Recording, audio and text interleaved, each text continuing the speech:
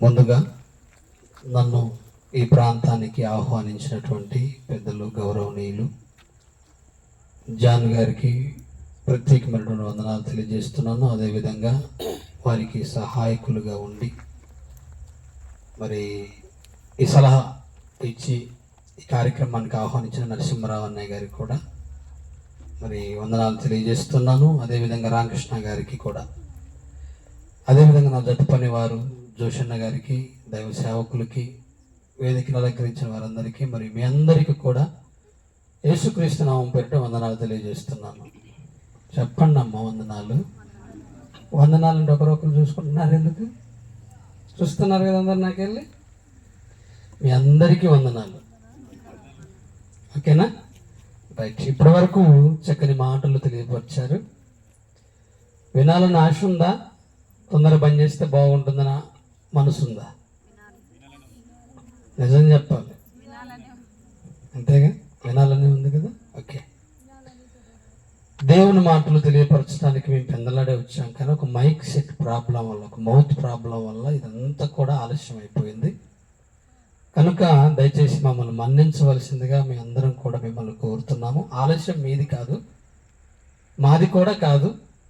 మనందరికీ మౌతు లేకపోవడం వల్ల మా మాటలు వినబడమని మేమే కొంచెం దాన్ని పొడిగించాము. కనుక ఈరోజు మీకు పత్రికలలో ప్రకటించినట్టుగానే లెక్కల్లో దేవుడు, చిక్కుల్లో మానవుడు అన్న పాఠం కొద్ది క్లుప్తంగా అన్నయ్య గారు చెప్పారు, మీరు విన్నారు. రెండో అంశం, దేవుడు ఎవరితో నివాసం ఉంటాడు అన్న పాఠాన్ని మనం కాసేపు ఆలోచన చేద్దాం. దేవుడు అనగానే ఈ ప్రపంచం రెండు విధాలుగా ఆలోచించింది. ఒక రెండు రకాలుగా మనం ఆలోచించేద్దాం. మానవులని సుమారు 850 కోట్ల మంది ప్రజలు ఉన్నారు అని మనం అనుకుంటే, ఇందులో ఒక రెండు భాగాలుగా, అంటే ఎక్కువ మెజార్టీ ఎవరుంటారో మీరు ఆలోచించుకోండి. అందులో దేవుడు ఉన్నాడు అని నమ్మేవారు కొందరైతే, దేవుడు లేడు అని నమ్మేవారు కొందరు. ఇలా ఈ ప్రపంచం అంతా కూడా అలాని దేవుడు ఉన్నాడు అని నమ్మే వాళ్ళంతా ఒకే దేవుని నమ్మారనుకోవడం పొరపాటు. వారికి ఇష్టమైనటువంటి దైవాన్ని చేసుకున్న వాళ్ళు ఉన్నారు, వారికి నచ్చిన వారిని దైవాలుగా పిలుచుకున్న వాళ్ళు ఉన్నారు, అన్వేషణ చేసి దేవుణ్ణి వెతికేవారు కొందరున్నారు. ఇలా ఎవరైతేనే దేవుడు గురించి ఆలోచించేవారు కొందరు, దేవుడు లేడనుకునేవారు కొందరు. ఇక దేవుడు గురించి తెలుసుకున్న వాళ్ళ గురించి మనం నేర్చుకోబోతున్నటువంటి పాఠం ఇది. దేవుడు గురించి తెలుసు, మాకు బాగా తెలుసు దేవుడు గురించి అని సంతోషిస్తున్న వారు సైతం నేర్చుకోవలసినటువంటి విషయం ఇది. ఎందుకంటే ప్రియమైన దేవుని పిల్లలారా, దేవుడు ఆయన్ని ఆశ్రయించిన వారు ఎవరైతే ఉంటారో, అంటే మన భాషలో చెప్పాలంటే ఆయన్ని నమ్ముకున్న వారు ఎవరైతే ఉంటారో వారి దగ్గరే ఉండిపోతాడు, బందీ అయిపోతాడు అనుకోవడం పొరపాటు. ఎందుకంటే చాలా మంది బాప్తిసం తీసుకున్న తర్వాత బాప్తిసానికి అర్థం తెలియక, క్రైస్తవ్యానికి అర్థం తెలియక భిన్నంగా బ్రతుకుతున్న వారు చాలా మంది ఉన్నారు. అలాంటి వారి దగ్గర మనం చూస్తే, వారిని చూస్తేనే మనకి కోపం వస్తుంటుంది. నువ్వు అసలు ప్రార్థనకు పోయేవాడివేనా? అసలు నువ్వు చర్చికి వెళ్ళేవారివేనా? మీరేంటి, మీ జీవితం ఏంటని నువ్వే కోప్పడతావే. అలాంటి వారి దగ్గర కూడా దేవుడు ఉంటాడు అని నమ్మేవారు చాలా మంది ఉంటారు. ఇంతకీ దేవుడు ఎవరి దగ్గర నివాసం ఉంటాడు? ఒకప్పుడండి ఒక భావన ఉండేది, దేవుణ్ణి తెలుసుకోవడానికి దేవుడు ఎక్కడో పర్వతాలలో, కొండలలో, అడవులలో అక్కడ ఉన్నాడని నమ్మేవాళ్ళండి. అని అక్కడ వెతకడానికి వెళ్ళేవాళ్ళు, దేవుని గురించి అన్వేషించడానికి వెళ్ళేవారు. మరి నిజంగా దేవుడు అక్కడ ఉంటాడా? మరి ఎక్కడుంటాడు దేవుడు? ఇంకా కొందరైతే ప్రియమైన దేవుని పిల్లలారా, దేవుడు ఎక్కడో కాదు, ఈ ప్రకృతిలోనే ఉన్నాడు. ప్రకృతిలోనే ఒక్కొక్క వస్తువుగా, ఒక చెట్టుగా, ఒక గాలిగా, ఒక పదార్థంగా ఆయన ఉన్నాడని ఆశ్రయించేవారు చాలామంది. అది ఎంతవరకు వాస్తవం అన్నది మరొకసారి ఆలోచించేద్దాం. కానీ అసలు దేవుడు ఎలా ఉంటాడు, ఏంటి, ఆయన ఎవరి దగ్గర ఉండాలనుకుంటున్నాడని మనం ఆలోచించేద్దాం. ఎందుకంటే ప్రియమైన దేవుని పిల్లలారా, ఈరోజు మనం కూడా క్రైస్తవులం కూడా మనకు కూడా ఒక ధైర్యం ఉంది కదా. దేవుడు నాతోటే ఉన్నాడు, నా దగ్గరే ఉన్నాడు, నాలోనే ఉన్నాడు అని మనకు కూడా ఒక ధైర్యం ఉంది. కానీ ఈ పాట విన్న తర్వాత భయం వేస్తుంది. నిజంగా దేవుడు నీ దగ్గరే ఉన్నాడా, నీలోనే ఉన్నాడా అని ఈ పాట విన్న తర్వాత నువ్వు ఆలోచించుకుంటే భయం వేస్తుంది. ఎందుకంటే ప్రియమైన దేవుని పిల్లలారా, బైబిల్లో ఒక మంచి మాట రాయబడిందో చూసుకొని ముందుకు వెళ్దాం. యోబు గ్రంథము 37వ అధ్యాయము 23వ వచనాన్ని మనం చూడగలిగితే, యోబు గ్రంథము 37వ అధ్యాయము 23వ వచనాన్ని చూద్దాం. సర్వశక్తుడగు దేవుడు, దేవుడంటే ఆయన గురించి చెప్తున్నాడు. ఆయన క్యారెక్టర్ ఏంటంటే సర్వశక్తుడు. ఆ సర్వశక్తుడగు దేవుడు మహత్కార్యములు గలవాడు. ఆయన మనకు అగోచరుడు. చాలండి. దేవుడు గురించి మనిషికి అంత సులువుగా అర్థం కాదు. దేవుడు మనకి ఎంత తెలుసు, ఎలా తెలుసుకోవాలని అనుకున్నా ఆయన అంటున్నాడు, భక్తుడు అంటున్నాడు, ఆయన అగోచరుడు, ఈ మానవ మేధస్సుకు అందడు ఆయన. ఒకవేళ మానవ మేధస్సుకు అందే వాడే అయితే ఈ శాస్త్ర ప్రపంచం నిజంగా మీరు ఆలోచన చేయగలిగితే ప్రియమైన దేవుని పిల్లలారా, ఎన్ని ఎన్ని ఎన్ని వెతికి వెతికి వెతికి కనుక్కుంటున్నారండి ప్రకృతిలో. ఇక దేవుడి మీద కూడా అన్వేషణలు ఎప్పుడో ప్రారంభించారు వాళ్ళు. దైవకణం దొరికిందని ఒక మాట వదిలేసి మళ్ళా దాని సంగతి మర్చిపోయేలాగా చేసేసారు. దేవుడు అంత సులువుగా మనిషికి అర్థమయ్యాడా? దేవుడు అంత సులువుగా మనిషికి అర్థమవుతాడా?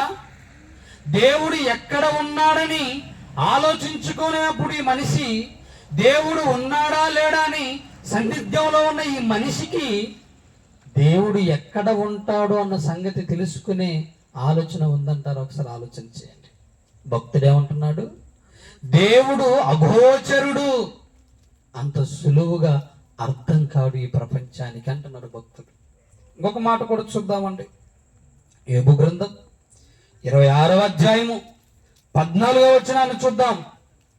యోబు గ్రంథము 26వ అధ్యాయము 14వ వచనాన్ని మనం చూడగలిగితే, ఇది ఆయన కార్యములలో స్వల్పములు, ఆయన గూర్చి మనకు వినబడుచున్నది, దేవునిని గురించి మనకు వినబడుచున్నది. మిక్కిలి మెల్లనైన గుసగుస శబ్దము పాటిదే కదా. ఎంతంట? మిక్కిలి మెల్లనైన గుసగుస శబ్దము పాటిది. ఎప్పుడైనా ఒక రహస్యం మీకు తెలిసింది అనుకోండి, ఒక రహస్యం సీక్రెట్ మీకు తెలిసింది, మీ ఆయనకి చెప్పాలని, ఎవరి పక్కన ఉన్నా కానీ వాళ్ళకి తెలియద్దు. అప్పుడు ఏం చెప్తారు మీరు? పెద్దగా మొత్తుకొని, ఏమయ్యో నీకు ఈ విషయం తెలుసా అంటావా? ఇట్రండి, అర్జెంట్కి ఇట్రానని చెవులు ఏదో చెప్తా గుసగుస. దేవుడు గురించి ప్రపంచానికి ఎంత తెలుసు అనంటే, ఆయన గురించి మనకు తెలిసింది మిక్కిలి మిక్కిలి మిక్కిలి మెల్లనైన గుసగుస శబ్దము పాటిది. ఎవడి మనిషికి తెలిసింది ఈ కొంచెమే కదా. ఇందులోనే మనకి ఎన్ని తగాదాలండి. వేరే వాళ్ళ సంగతి పక్కన పెడదాం. క్రైస్తవులుగా మనం ఆలోచించుకుందాం. ఈ మిక్కిలి మెల్లలైన గుసగుస శబ్దము పాటిదే తెలిసిన మనకి ఎన్ని తగువులండి. దేవుణ్ణి నిజంగా మనం ప్రేమిస్తున్నామా? దేవుణ్ణి నిజంగా మనం స్వీకరించామా? ఈరోజు మనకు అర్థమైపోతుంటది దేవుడు మన దగ్గర ఉన్నాడా లేడా అని. దేవుడు మన దగ్గర నివాసం చేస్తున్నాడా లేడా అని మనకు అర్థమైపోతుంటదండి. ఎందుకంటే ప్రియమైన దేవుని పిల్లలారా, మనం అంటాం కదండి, అస్సలు తెలిసిన వాళ్ళకైనా చెప్పొచ్చట, అస్సలు తెలియని వానికైనా చెప్పొచ్చట, తెలిసి తెలియని వానికి ఏం చెప్పలేము అంటారు. ఏమండి, బైబిల్లో ఉన్న వచనాలు చాలా చక్కగా స్పష్టంగా అర్థమయ్యే రీతిలో మీకు చక్కగా వివరించి చెప్పడానికి ఇక్కడికి వచ్చాం కదండి. ఆ మాటలు ఎంత జాగ్రత్తగా వినాలి, ఎంత జాగ్రత్తగా నేర్చుకోవాలి, ఎంత జాగ్రత్తగా వాటిని మనం పాటించాలో ఒకసారి ఆలోచన చేయండి. ఏమండి, ఇంతకీ మిక్కిలి మెల్లనైన గుసగుస శబ్దం పాటిది మీకేం తెలుసు అని నేను అడిగాను అనుకోండి, మీరేం చెప్తారు? దేవుడి గురించి మీకేం తెలుసు అని అంటే మీరేం చెప్తారు? నేనేం చెప్తాను? ఈరోజు మనం ఆలోచించేద్దాం. దేవుడి గురించి ఏం తెలుసు అని ఈ సమాజాన్ని అడిగితే దేవుడు ఆపద మొక్కులవాడు అని అన్నారు. అంతే. దేవుణ్ణి ఎప్పుడు పడితే అప్పుడు మనం ఆశ్రయించాల్సిన అవసరం లేదు. సంతోషంగా ఉన్నామనుకో డీజే పెట్టుకుని డ్యాన్స్ చేద్దాం. సంతోషంగా ఉన్నామనుకో నలుగురిని పిలిచి భోజనాలు పెట్టుకుందాం.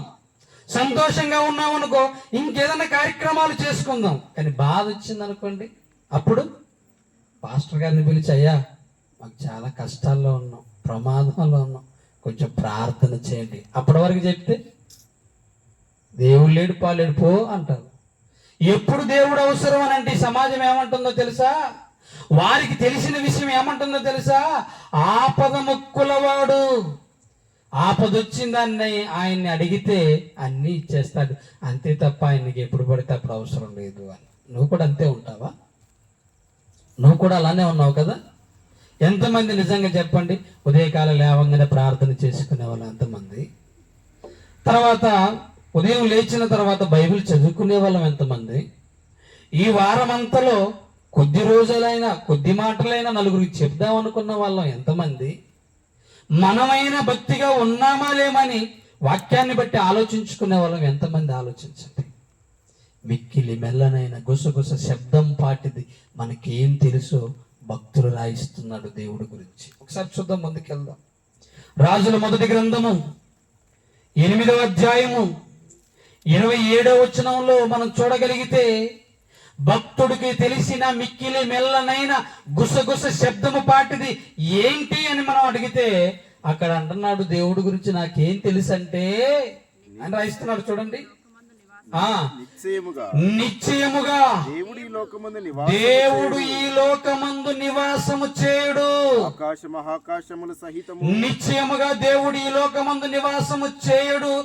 ఎందుకు అనంటే ఆకాశ మహా ఆకాశాలు సైతము నిన్ను పట్టజాలవు ప్రభువా. దేవుడు ఏమన్నా చిన్నవాడు అనుకుంటున్నారా మీరు పట్టుకొని దగ్గర పెట్టుకోవడానికి? ఏమండి, మా తాతయ్య వాళ్ళు, మేమండి మా తాతయ్యకి 7 కొడుకులు. ఎంతమంది? రాజు కథ కాదు ఇది. అనగనక ఒక రాజుకు 7 కొడుకులు అనడానికి. మా తాతగారికి 7 కొడుకులు. 7 కొడుకులకి పెళ్లిళ్ళు అయిపోయి ఒక్కొక్కరికి 3 పిల్లలు. అందులో ఒక అమ్మాయి 2 అబ్బాయిలు. అట్లా లేకపోతే కొన్ని కుటుంబంలో 3 అబ్బాయిలు జన్మించారు. మొత్తానికైతే 3 కుటుంబాల్లో ఉన్నారు.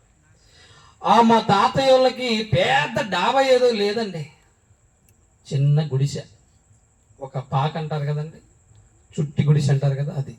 అందులోనే వీళ్ళకి పెళ్లిళ్ళు చేసి పంపించిన తర్వాత మా తాతయ్య మా ఊరే కదా వెళ్ళేవాళ్ళు. వెళితే అందులోనే ఆ గుడిసెలోనే మా తాతయ్య సపరేట్గా ఒక గది కట్టాడు, చిన్న గది. అందులోకి ఎవరిని పోనివ్వడు, దాన్ని ముట్టుకోనివ్వడు. ఎందుకు తాతయ్య అని అంటే అది దేవుని గది అనేవాడు. దేవుని గది అనేవాడు. అంటే దేవునిని ఎక్కడ పెట్టాననుకుంటున్నాడు మా తాతయ్య యొక్క భావన? ఇంట్లో ఒక చిన్న చుట్టి గుడిసె కట్టి, ఆ గుడిసెలో చిన్న కమ్మలు కట్టి, ఆ కమ్మలకి మట్టి పూసి గోడ కట్టి, అందులో నేను దేవుణ్ణి ఉంచానని ఒక భావనతో ఉండేవాడు. నేను కూడా నిజమే అనుకునేవాడినండి. కానీ బైబిల్ ఏమంటుందో తెలుసా? దేవుడు అంటే ఎక్కడో చిన్న వాటి దగ్గర ఉండేవాడు కాదు. ఆయన ఆకారం ఎలాంటిదంటే ఆకాశ మహా ఆకాశాలు సైతం పట్టజాలనంత దేవుడు. మరి ఎక్కడ ఉండాలి? ఇప్పుడు ఆయన ఎక్కడ పెడతావు చెప్పు? ఎక్కడ పెడతావు చెప్పు? ఇంకా కొంచెం ముందుకెళ్ళి చూద్దాం. అపోస్తల కార్యాలు 7వ అధ్యాయము 50వ వచనాన్ని కూడా మనం జాగ్రత్తగా చూడగలిగితే, ప్రియమైన దేవుని పిల్లలారా, ఆకాశము నా సింహాసనము. అపోస్తుల కార్యాలు 7వ అధ్యాయం 50వ వచనాన్ని మనం జాగ్రత్తగా చూడగలిగితే, ఆకాశము నా సింహాసనము, భూమి నా పాదపీఠము. భూమి నా పాదపీఠము. మీరు నా కొరకు ఎలాంటి మందిరము కట్టు. మీరు నా కొరకు ఎలాంటి మందిరము కట్టుదురు. విశ్రాంతి స్థలమేది. నా విశ్రాంతి స్థలమేది.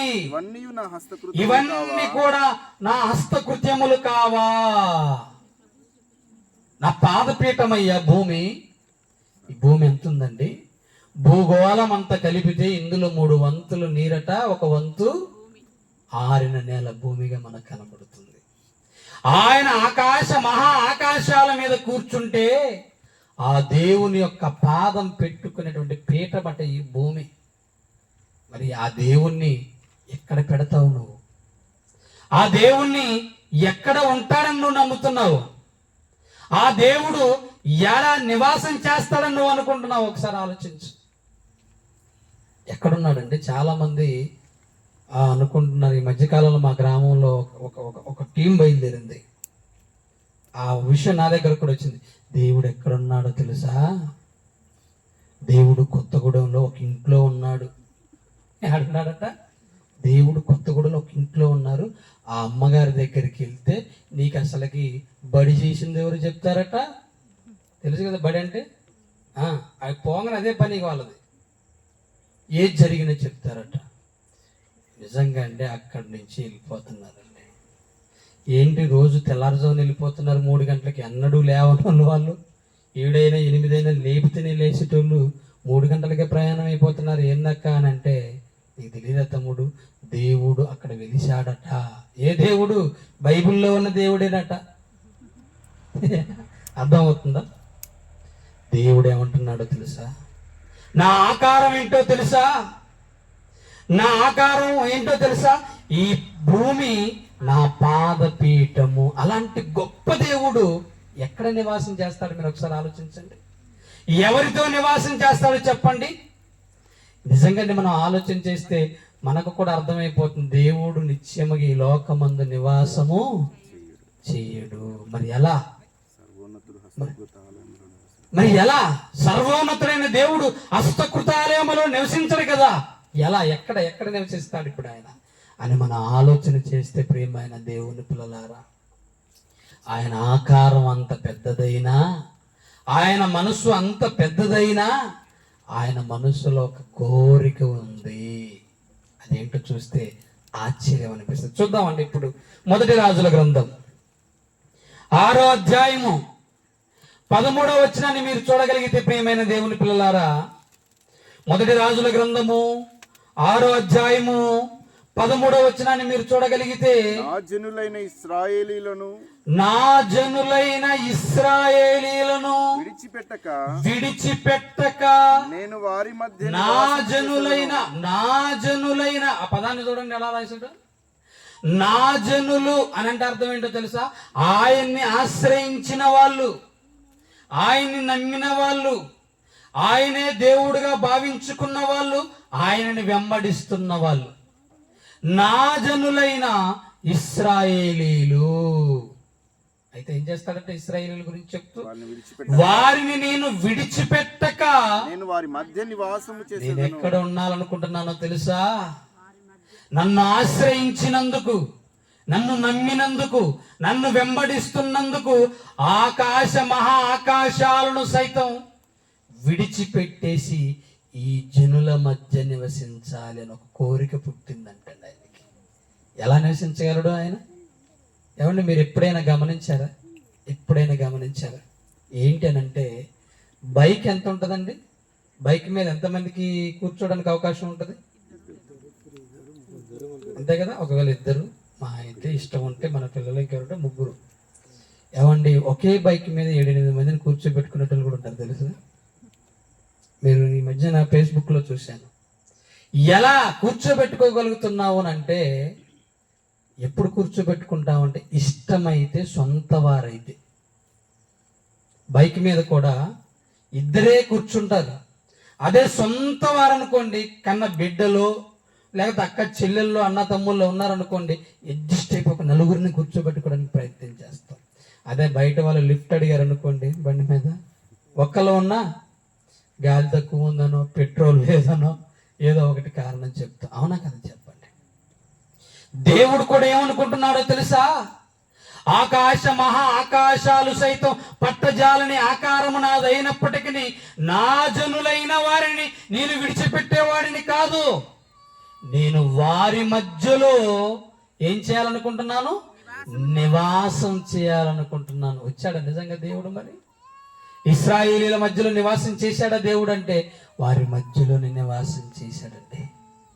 మీరు పాత నిబంధన గ్రంథాన్ని జాగ్రత్తగా చూడగలిగితే ఒక 10 ఆజ్ఞలు వారికి ఇచ్చి, ఒక మందసాన్ని ఇచ్చి, ఈ మందసం ఎక్కడుంటే నేను అక్కడే ఉన్నాను, చాలా జాగ్రత్తగా ఉండండి అని వారి మధ్యలో నడిపించుకొని వెళ్ళిపోయేవాడండి.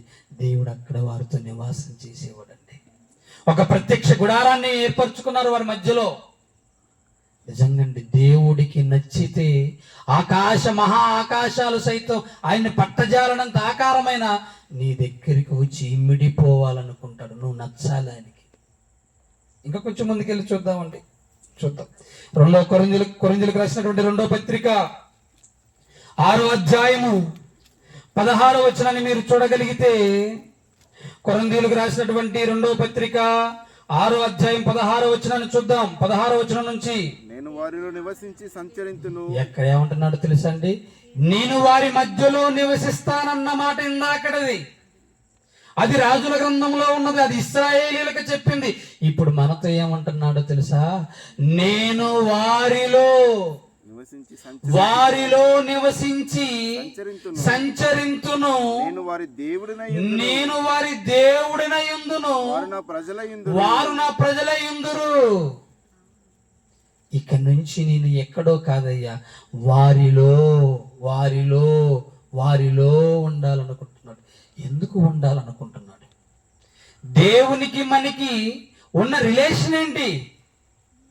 ఆయన చూస్తేనేమో మహా ఆకాశాలు పట్టజాలనంత ఆకారం కలిగిన వాడు. మనమేమో ఎంత ఉంటాం? మహా అయితే 6 అడుగులు. అవునా కదా చెప్పండి. మరి ఆయనకి మనకి ఉన్న బంధం ఏంటి? ఎప్పుడైనా ఆలోచించారండి? అసలు ఒక రకంగా చెప్పాలంటే మనిషితో దేవుడికి అవసరం ఉందంటారా? ఏమన్నా చేయగలమా? ప్రకృతిలో ఒక చెట్టుని, సజీవమైన చెట్టుని చేయగలుగుతాం. దేన్ని? ఒక ప్లాస్టిక్ చెట్టుని చేయగలుగుతాం. ఒక బలమైన ఆహారాన్ని చేయగలుగుతామా? దేన్నైనా సొంతంగా ప్రకృతిలో ఉన్నది చేసుకొని వండగలుగుతాం. ఏది చేయలేమండి. దేవుడికి మనం ఏమవసరం? మనకు దేవుడు అవసరం. మనకి ఊపిరి ఆడకపోతే అవసరం, ఆరోగ్యం బాగా లేకపోతే అవసరం, ఆపద వచ్చిందంటే అవసరం. అన్నిటికీ మనం దేవుడిని అడ్డు పెట్టుకుంటున్నాం. కానీ దేవుడు నిన్ను అలా అడ్డు పెట్టుకొని పిలుచుకున్నవాడు కాదు కదండి. మరి దేవుడికి ఏం అవసరం? నువ్వు ఏం రిలేషన్ నీతో? ఆయనకున్న బంధం ఏంటి నీకు ఆయనకి? ఎందుకు మీ మధ్యలో నివసించాలనుకుంటున్నాడు? ఎందుకు మీలో నివసించాలనుకుంటున్నాడు? ఎప్పుడైనా ఆలోచించారా? మనకి ఆయనకు ఉన్న బంధం ఏంటో తెలుసా? ద్వితీయోపదేశకాండం 14వ అధ్యాయం 1వ వచనాన్ని చూద్దామండి. ద్వితీయోపదేశకాండం 14వ అధ్యాయము 1వ వచనాన్ని చూద్దాం. మీరు మీ దేవుడైన యెహోవాకు బిడ్డలు గనుక. మీరెవరో కాదు, మీరు మీ దేవుడైన యెహోవాకు బిడ్డలు. ఈ భూమి మీద ఉన్న ప్రతి మనిషి దేవుని బిడ్డ. అతడు మారు మనసు పొందలేదేమో, అతడు దేవుణ్ణి ఎరగలేదేమో, అతడు దేవుడి గురించి తెలుసుకోలేదేమో, అయినంత మాత్రాన దేవుని కుమారుడు కాదని నువ్వు అనుకోమా. ఈ భూమి మీదకి వస్తున్న ప్రతి మనుషులు ఎవరట? దేవుని బిడ్డలు. 2 కొరింథీయులకు రాసిన 2వ పత్రిక 6వ అధ్యాయము 18వ వచనాన్ని కూడా మరొకసారి చూడగలిగితే, నేను మీకు తండ్రినయ్యుందును, మీరు నాకు కుమారులను కుమార్తెలనయ్యుందురు. సర్వశక్తి గల ప్రభువు చెప్పుచున్నాడు. ఆయన చెప్పుకుంటున్నాడండి, మీరెవరో కాదు, నా పిల్లలయ్యా, నా పిల్లలు. నిజంగా అండి, దేవుడు ఆలోచించండి, ఎంత చక్కటి మనసు కలిగిన వాడు. ఎవరి దగ్గర నివాసం ఉండాలనుకుంటున్నాడు? తన పిల్లల దగ్గర. నిజంగా అండి, ఆయన పిల్లల్లాగా బ్రతుకుతున్నాం. మనం ఆలోచించాలి ఒకసారి. మనిషి గురించి అపోస్తులైనటువంటి పౌలు గారు పత్రిక రాస్తూ మనిషికి ఉన్నటువంటి గుణగణాల గురించి రాశాడు. ఒకసారి అది కూడా చూద్దామండి. తిమోతి పత్రిక, తిమోతి 2వ పత్రిక 3వ అధ్యాయము 1వ వచనం నుంచి మనం జాగ్రత్తగా ఆలోచన చేద్దాం. అంత్య దినములలో అపాయకరమైనటువంటి కాలములు వచ్చును. ఎలయనగా మనుషులు మన గురించి చెప్తున్నాడండి, మన గురించి చెప్తున్నాడండి, మన దగ్గర ఉండాలనుకుంటున్న దేవుడు చెప్తున్నాడండి. మనుషులు స్వార్థ ప్రియులు, తన స్వార్థం కోసం ఏమైనా చేస్తాడండి. నిజంగా అండి, ఈ మధ్యకాలంలో పేపర్లో న్యూస్ పడదు ఏంటంటే, తన స్నేహితుడి ఆస్తిని తను కాజేయాలనుకున్నాడు. తన స్నేహితుని కుటుంబానికి అవతల ఎవరు లేరు, ఇక ఫ్యామిలీ, వాళ్ళ అమ్మ, వాళ్ళ నాన్న, తను అంటే తన ఫ్రెండ్, తన భార్య, తన పిల్లలు, మొత్తం 6-8 మంది సభ్యులు ఉన్నారు అంతే కుటుంబ సభ్యులు. ఆ కుటుంబంతో అన్యోన్యత బాగా పెంచుకున్నాడు, ప్రాణ స్నేహితుడిగా తిరిగాడు.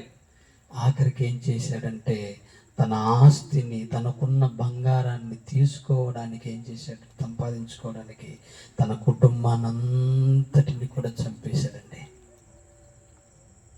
చంపేశాడు. ఏం తెలియనట్టు తిరుగుతున్నాడు. పోలీసులు పట్టుకున్నారు. అనుమానం వచ్చి ఏం జరిగింది, ఎలా జరిగింది, ఒక్కసారి ఇలా హత్య ఎవరు చేశారని ఆలోచన చేస్తే ఒక వ్యక్తి చేశాడు. ఎవరు అని ఆలోచిస్తే తన ప్రాణ స్నేహితుడు. ఎందుకురా చంపావు, ఎందుకురా చంపావు? తను కొట్టంగా చెప్తుండండి, వాడు చాలా ధనవంతుడు, చాలా ఆస్తుంది వాడి దగ్గర, దాన్ని నేను సంపాదించుకోవాలి. వాడు పోయిన తర్వాత ఇక ఎవరున్నారు వాడికి?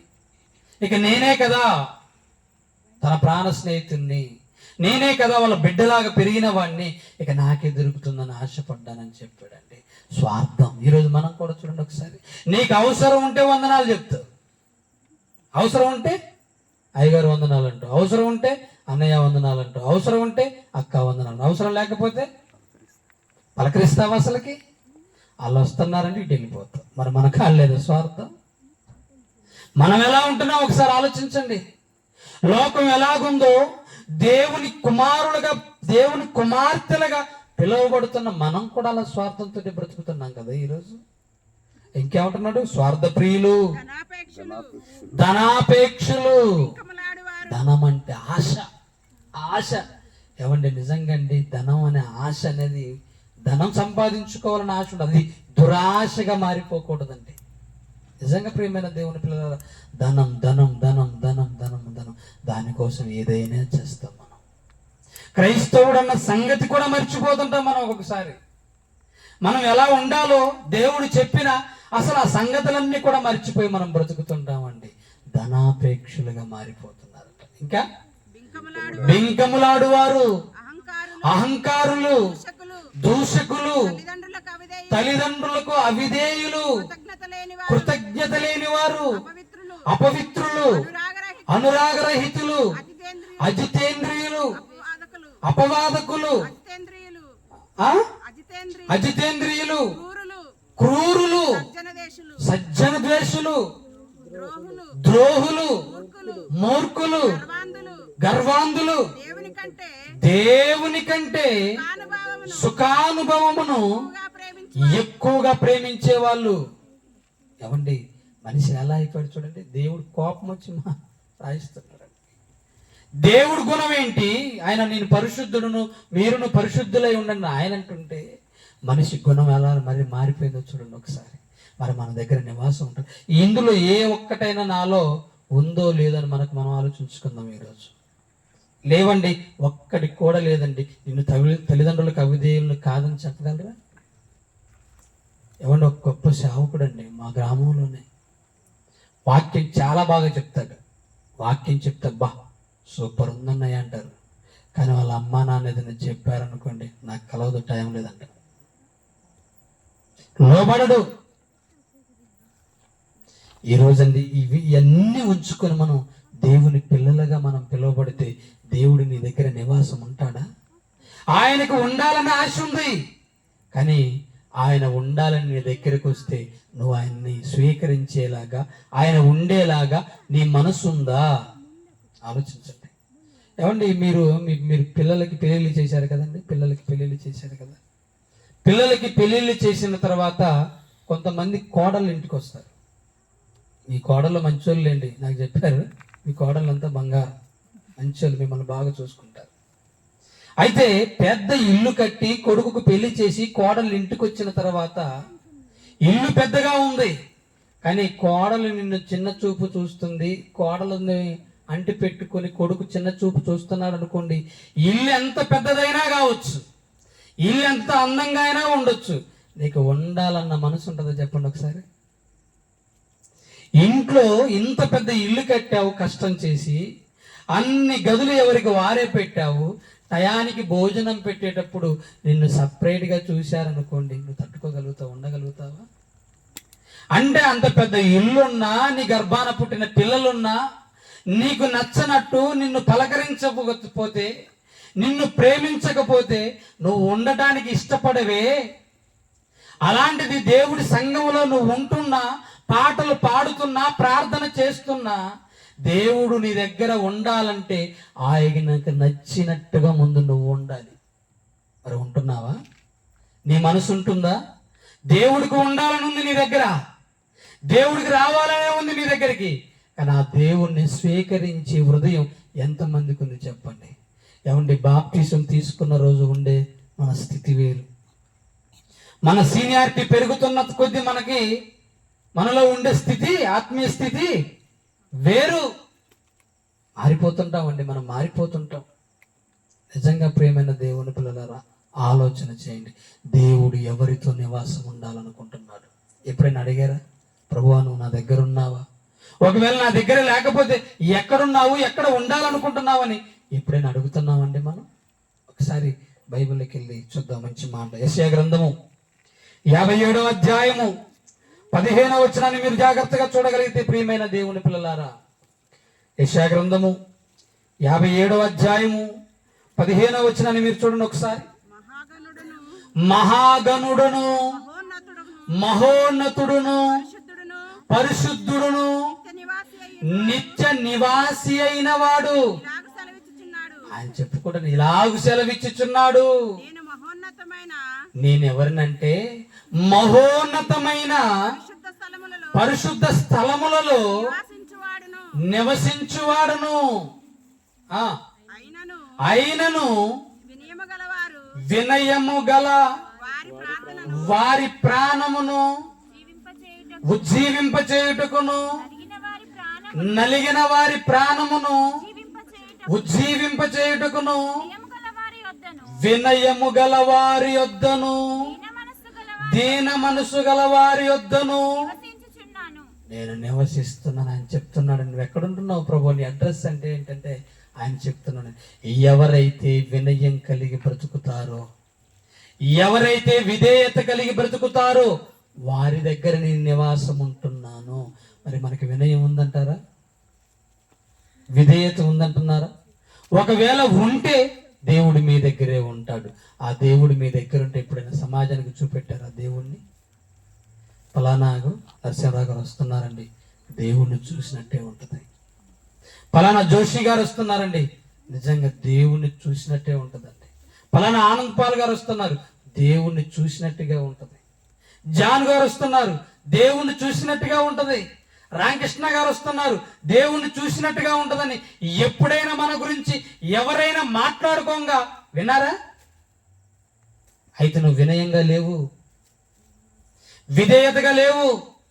మనం వస్తున్నామంటే అబ్బో వస్తుంది అని ఆ డైలాగ్ అన్నారంటే అర్థమైపోవాలి మనకి, మన దగ్గర దేవుడు లేడు. ఒక అవండి, నిజంగా మనం ఆలోచన చేస్తే మా పెద్దమ్మ అండి, స్వయాన పెద్దమ్మ, మీరు ఎప్పుడైనా మంగళ కూడా వచ్చినప్పుడు చూపెట్టమంటే చూపెడతా, బతికే ఉంది. ఆ పెద్దమ్మ ప్రార్థన చేస్తండి, ఎంత కఠినమైన గుండెన పగిలిపోయింది, ఏడవాళ్ళ కూకొని కాసేపు, అంత ప్రార్థన చేసేది. మందిరంలో నుంచి బయటకు వచ్చిన తర్వాత ఆమె తిట్లు కూడా అంతే ఉంటాయి. నిజమండి. ఇక అక్కడ ఎవరైనా సేవకులు, వాక్యం చెప్పిన సేవకులు వచ్చి చూడదు, ముందు ఆమె తిట్టాలనుకున్న అన్ని తిట్టిద్ది, తర్వాత అంటది అయ్యగారు సారీ అంటది. సారీ ఎవరికి? ఇప్పుడు అయ్యగారికి. ఎందుకు? ఎంత చక్కటి ప్రార్థన. జీవితం మందిరం దాటిన తర్వాత ఎలా ఉంటుంది ఆలోచించండి. మనం కూడా మందిరంలోకి రాగానే మన ప్రార్థన, మన పాటలు, మన వాక్యం విన్న తర్వాత మన మనస్సు, మనం ఎంత సంతోషంగా ఉండిపోతామండి. మందిరం దాటి బయటికి వెళ్ళిపోయిన తర్వాత మనం మనలో వినయం, విధేయత లోకానికి చూపెట్టగలుగుతున్నామని చెప్పండి. దేవుడు నీ దగ్గర ఉన్నాడు అనడానికి రుజువేంటి? నిజంగా ప్రియమైన దేవుని పిల్లలారా, ప్రపంచానికి దేవుణ్ణి చూపెట్టిన ఒక ఆయన ఉన్నాడండి. ఇప్పుడు ఇది దేవుడు ఇచ్చిన స్టేట్మెంట్ కదా, మరొకసారి చదువుదాం. అది మరొకసారి ఆ వచనం చదువుకుందాం. యోహాను సువార్త యెషయా గ్రంథం 57వ అధ్యాయం 15వ వచనం మనం ఒకసారి చూడగలిగితే, మహాగణుడును, మహోన్నతుడును, పరిశుద్ధుడును, నిత్య నివాసి అయిన వాడు ఇలాగు సెలవిచ్చుచున్నాడు, నేను మహోన్నతమైన పరిశుద్ధ స్థలములలో నివసించేవాడును. అయినను ఎవరైతే వినయము కలిగి బ్రతుకుతున్నారో, జీవిస్తున్నారో, వారి ప్రాణమును ఉజ్జీవింప చేయుటకును, నలిగిన వారి ప్రాణమును ఉజ్జీవింప చేయుటకును నేను వినయము గల వారి యొద్దను, దీన మనసు గల వారి యొద్దను నివసిస్తున్నాను అని చెప్పాడు కదా. ఎవరైనా మనకు బైబిల్లో అలా చెప్పారా? నేను దీన మనసు కలిగిన వాడనని, నేను వినయం కలిగిన వాడనని ఎవరైనా చెప్పారా? ఒకసారి అలా చెప్పిన వాళ్ళు ఎవరైనా ఉన్నారని మనం ఆలోచన చేస్తే, ఏమండి, బైబిల్లో మనకు ఒక ఆయన కనబడతారు. మత్తయి సువార్త 11వ అధ్యాయము 29వ వచనాన్ని చూడండి ఒకసారి. మత్తయి సువార్త 11వ అధ్యాయం 29వ వచనాన్ని మనం జాగ్రత్తగా చూడగలిగితే, నేను సాత్వికుడను, మనస్సు గలవాడను. ఏమంటున్నట్టు తెలుసండి ఆయన? ఈ ప్రపంచానికి దేవుణ్ణి పరిచయం చేసిన ఒక వ్యక్తి అంటున్నటువంటి మాట, ఒక శక్తి అంటున్నటువంటి మాట, మీలాంటి ఆకారాన్ని ధరించుకొని భూమి మీద సంచరిస్తున్నటువంటి ఒక దేహం అంటున్నటువంటి మాట ఏమన్నా తెలుసా? నేను సాత్వికుడను, దీన మనస్సు గలవాడను గనుక ఏమంటున్నారు? మీ మీద నా కాడి ఎత్తుకొని నా యొద్ద నేర్చుకోండి, అప్పుడు మీ ప్రాణమునకు విశ్రాంతి. ఏమండి, దేవుడు ఉన్న వ్యక్తి, దేవుడు ఉన్నటువంటి ఒక వ్యక్తులు అనే మాట అండి. ఏమండి, మనం అనగలుగుతామండి ఈ మాట? నేను దీన మనస్సు కలిగిన వాడునని, నేను సాత్వికుడను అని. అయినా మనం బోర్డు వేసుకుని తిరిగామనుకోండి, నేను సాత్వికుడని పేరు పెట్టుకున్నాం అనుకోండి, పేరు సాత్వికు అని పిలుస్తారు, సాత్వికుడు అని పిలుస్తారు. గుణం ఉంటుందో చెప్పండి? ఒక ఆమె పేరు సమాధానం. నేను ఒక అయ్యగారు చెప్తుంటే నేను చూడలేమని ఇంతవరకు. ఎక్కడికి వెళ్ళినా, ఏ మీటింగ్కి వెళ్ళినా ఆ సమాధానం గురించి చెప్తారు. ఆమె గురించి, ఆమె పేరు సమాధానం అంట, ఆమెకు లేనిదే అదంట, పేరు మాత్రం. మరి ఆమె ఎక్కడుందో ఇంతవరకు ఆమెను చూడలే. మీ ఊర్లో ఏమైనా ఉంటే చెప్పండి కాస్త చూద్దాం. ఏ సేవకు లేనిది అంటారు, పేరు మాత్రం సమాధానం, కానీ ఆమెకు లేనిది సమాధానం. నిజంగా ప్రియమైన దేవుని పిల్లలారా, అలా ఉన్నామా మనం? సాత్వికంగా ఉంటే పర్వాలేదు, దీని మనసు కలిగి ఉంటే పర్వాలేదు, ఆ దేవుడు నీ దగ్గరే ఉన్నాడని చెప్పుకుంటున్నాడు ప్రపంచానికి. ఎక్కడ నీ అడ్రస్ ఏంటి ప్రభువా, నాకు ఒకసారి చెప్పంటే, నేను దీన మనసు కలిగిన వారి దగ్గర ఉన్నాను. ఎక్కడున్నారా దీన మనసు కలిగిన వారు? ఏ గ్రామంలో ఉన్నారు? ఈ గ్రామంలో ఉన్నారా? అయితే అందులో నువ్వు ఉన్నావా? ఆలోచించు ఒకసారి. ప్రియమైన దేవుని పిల్లలారా, దేవుడు ఏమంటున్నాడు తెలుసా? యేసు ప్రభు ఆయన ఒక్కడినే ప్రత్యేకంగా నువ్వు ప్రేమించావు, అందుకే ఆయన దగ్గరే ఉన్నావు నువ్వు అని నువ్వు క్వశ్చన్ చేస్తావు. ఎందుకంటే మనం మంచోళ్ళం అండి. అవసరమైతే ఏం చేస్తామంటే మనం, అవసరమైతే కాళ్ళు, అందకపోతే జుట్టు, అంతేనా? కాదు, అందితే జుట్టు, అందకపోతే కాళ్ళు. అది కరెక్ట్, అవునా కదా? ఇప్పుడు యేసుప్రభు మనం అంటాం, యేసుప్రభు వారు నీకేం తక్కువయ్యా, నువ్వు మాలాంటి శరీరాన్ని ధరించుకున్నా సరే, ఏదో ప్రత్యేకంగా వచ్చావు కనుక భూమి మీదకి, దేవుడు నీకు తోడుగా ఉన్నాడు అని అంటాం. అంతే కదండి? ఏదైనా తోటలో అవాదములు ఏం చేశారు? పండు ఎందుకు తిన్నావు అని అడిగితే ఏమన్నాడు ఆదాం? ఎవరు తిన్నారు? కావాలని తిన్నానా, ఆకలి తిన్నానా? నేనేమన్నా? నువ్వు ఇచ్చిన స్త్రీ ఇస్తే తిన్నా. అమ్మ నువ్వెందుకు తిన్నావు? నాకు దాని మీద ఇన్ని రోజుల నుంచి చూస్తాను, ఎప్పుడైనా తిన్నానా?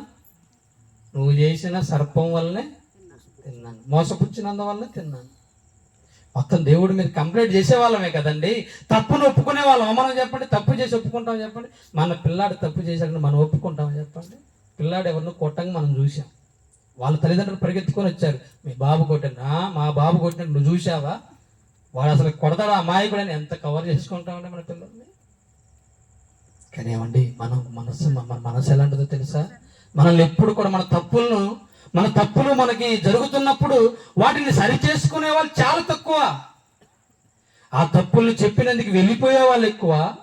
ఆ తప్పులు ఉన్నా కానీ దాన్ని కవర్ చేసుకునే వాళ్ళు చాలా ఎక్కువ మంది ఉంటారు. అది క్రైస్తవులుగా మన స్వభావం కాదండి. ఏమంటున్నాడు? మనం అడుగుతాం కదండి, తండ్రి నాయన నువ్వు యేసుక్రీస్తు వారిని కనుక ప్రేమించావు కానీ మమ్మల్ని ప్రేమిస్తావా అని మనం అడిగితే ఆయన ఏమంటున్నాడు చూడండి ఒకసారి. యోహాను సువార్త 17వ అధ్యాయము 23వ వచనాన్ని మనం చూడగలిగితే, ప్రియమైన దేవుని పిల్లలారా, యోహాను సువార్త 17వ అధ్యాయము 23వ వచనాన్ని మీరు చూడగలిగితే, వారి యందు నేనును నా యందు నీవును ఉండుట వలన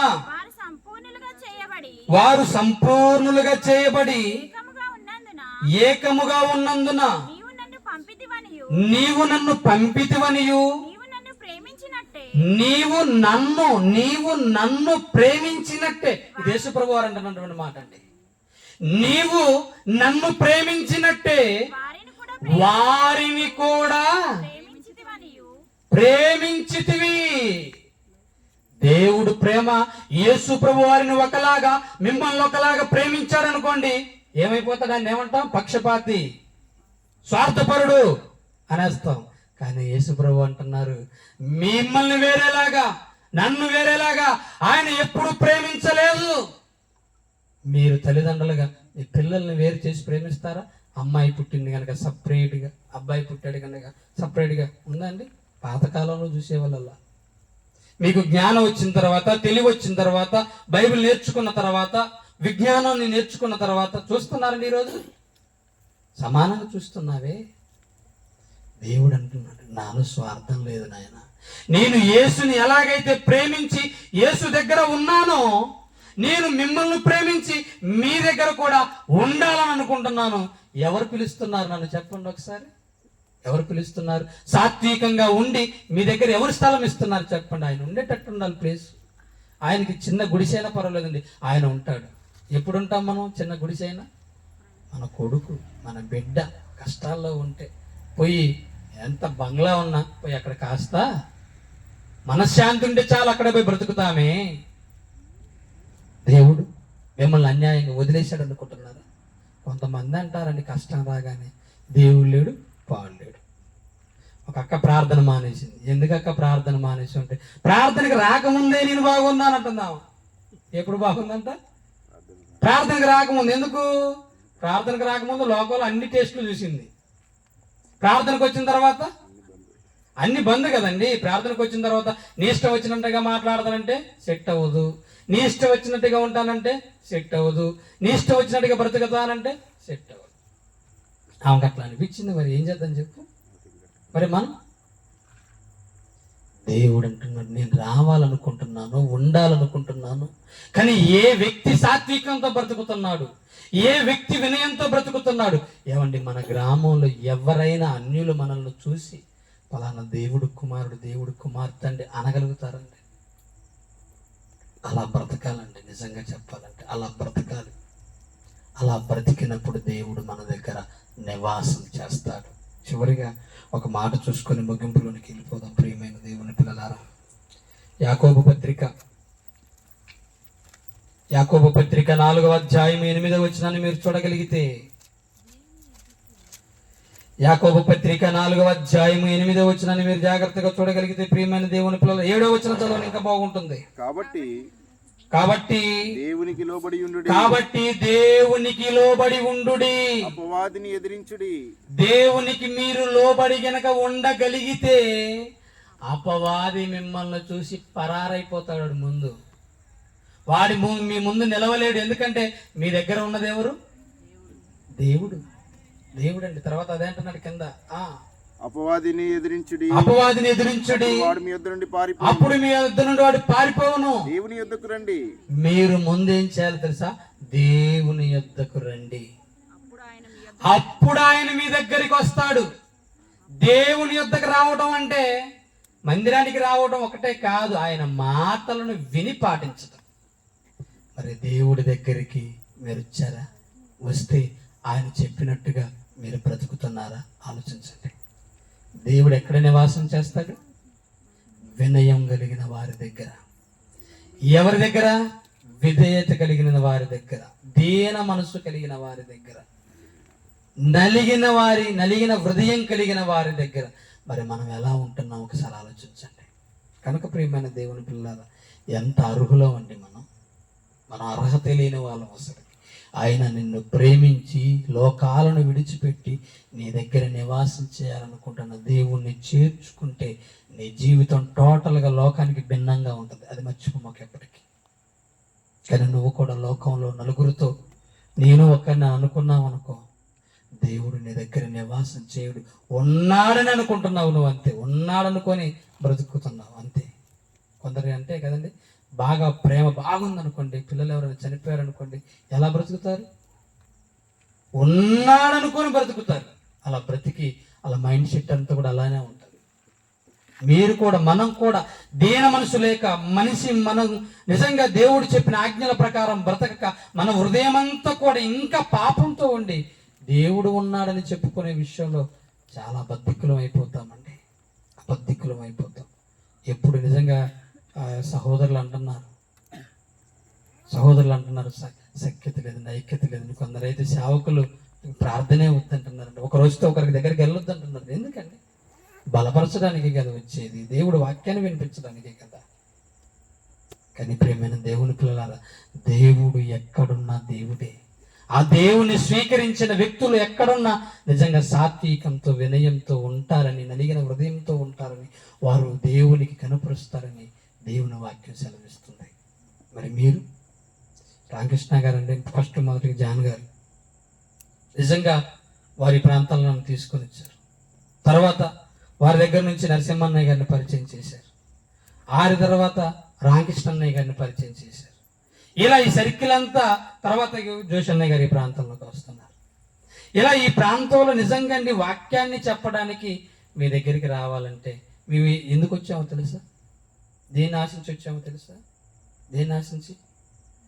దేవుడు మా దగ్గర ఉన్నాడు, ఆయన మీ దగ్గర కూడా ఉండాలనుకుంటున్నాడు, వెళ్ళి చెప్పబాబు ఆనందపాలన్నాడు. అంతే. చెప్పు జోసి, నువ్వు వెళ్ళి చెప్పు, నేను వాళ్ళ దగ్గర ఉండాలనుకుంటున్నాను చెప్పు. నరసింహరావు గారు చెప్పండి. ఇలా ఒక్కొక్క సేవకులని ఒక్కొక్కరి ద్వారా పంపించి ఆయన గుణగణాలు చెప్పించుకుంటున్నాడే. మరి మీరు ఎలా ఎప్పుడు వినేలాగానే ఉంటారా? దేవుడికి ఇష్టమైన వారిగా బ్రతకాలని ఈ కార్యక్రమానికి ఉండి ప్రత్యక్షంగా పరోక్షంగా సహాయం చేసి సహకరించిన వారందరికీ ప్రత్యేకమైనటువంటి వందనాలు తెలియజేస్తూ, ఎంతసేపు ఓపికతో విన్న మీకు కూడా వందనాలు తెలియజేస్తూ ముగించుకుంటున్నాను. కళ్ళు మూసుకొని ప్రార్థన చేసుకుంటాం. మహాపరిశుద్ధుడా, మహాఘనత వహించిన మా తండ్రి, ఈ లోకంలో మేము ఎన్నదగిన వాళ్ళము కావు ఏమాత్రం కూడా. కానీ మీరు మమ్మల్ని ప్రేమించి పిలుచుకొని మీ కుమారుడైన యేసుక్రీస్తు వారి మరణాన్ని ద్వారా మాకు రక్షణ కలగచేసి అర్హులు